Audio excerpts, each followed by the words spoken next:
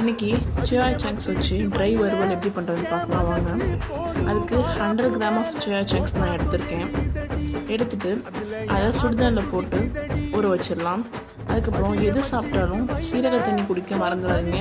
கண்டிப்பாக அது உங்களுக்கு டைஜஷன் ஏற்படுத்தும். ஓகேவா?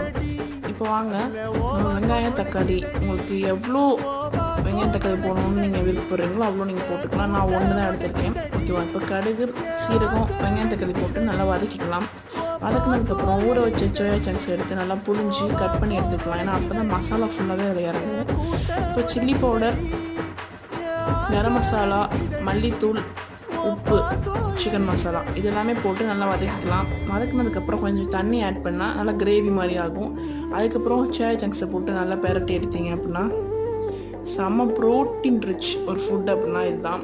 கண்டிப்பாக ட்ரை பண்ணி பாருங்கள். வெயிட் லாஸ்க்கு ஹெல்ப் பண்ணும். என்ன கொஞ்சம் சப்ஸ்கிரைப் பண்ணிக்கோங்க. தேங்க்யூ.